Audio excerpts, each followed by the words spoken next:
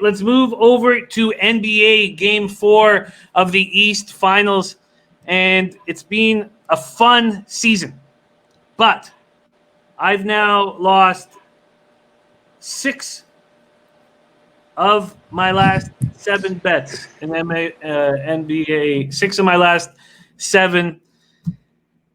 And disappointing. Very disappointing. Still 163 wins, 143 losses. We're sitting up 7.42 units. ROI plus 2.42%. Average line minus 108. But we were right under 13 units. And that has gone south for me. But I want double-digit units up to end the season badly. That is my goal. And I think there's some money to be made in both of these series. So I'm ready to attack. Spenny Penny Bomb says Denver was a great money line hit last night. Ravi Patel says a correction was due after that heater. Yeah, and the correction happened. The correction happened. But I'm okay with those numbers. I'm just 2.5 units away from double-digit units. And I hit double-digit units last year and the year before in front of you guys. I need to end the season there. So let's talk about this Game 4 right now. Dylan Turner, beautiful. Yeah, great work yesterday. Dylan Turner, Nuggets money line, and both teams to hit 100. Gorgeous. Rude Jude, we'll take a look at a best bet at the end here. Antoine Seymour on the Heat money line, and I can understand why you would be.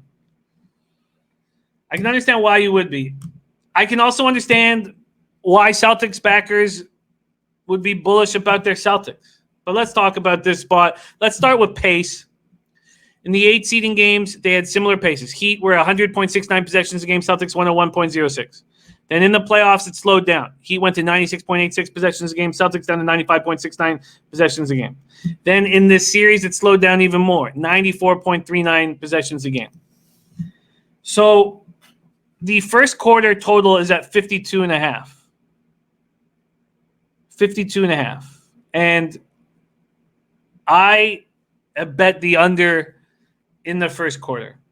And there's 2 main reasons why. First off, the Heat have fallen behind by double digits in each of the first 3 games of the series. So 14 points in Game 1, 17 points in Game 2. This is what Jimmy Buckets has been talking about in the locker room, that they need more urgency. And that urgency will show up on the defensive end. And I think it will show up early. Now we've had a rest. For the first time, the Celtics, since that first round sweep, so for the first time in a while, they've had rest. And the Heat have also had rest. So with 3 days off, and I know that they're in the bubble, so they're practicing and playing nonstop, but I think that rhythm might be a little touch and go to start it off, and we know that the Heat are going to be playing with way more urgency. So I was going to make a move on the first half under, and the more I sat with it and studied it, I was like, no, just focus on the first quarter under. Because if the rest does help them, and don't forget, Brown, Tatum, and Walker all played over 40 minutes on Saturday. They combined for 72 points. You have Gordon Hayward out since August 17th. He plays 31 minutes. So if the rest is going to help them, I expect it to help them in the second quarter and in the second half. And then I thought my greatest edge would be this first quarter under 52.5, expecting the Heat to play with way more intensity early and a little bit of uncomfort rhythm-wise. So Boston looking to win consecutive playoff games for the first time since the start of the second round series against the Raptors. And they become a healthy group. Spenny Pennybomb says, I'm taking Boston early and Heat late. Boston keeps taking leads and losing them late. Ravi Patel's leading Heat and under. And I am on the first quarter under 52.5. And when Jim Remy says it's a coin flip this series here. These are two very good basketball teams. And now that Gordon Hayward's back, it gives a little bit more options for Stevens. And that Heat advantage of having a much better bench. They still have a better bench, but it is limited a little bit. So Birdie taking Smart over 16.5 points and rebounds. Dennis Garcia says, I think this could be a form reversal like we saw with Denver yesterday where Miami gets out to an early lead.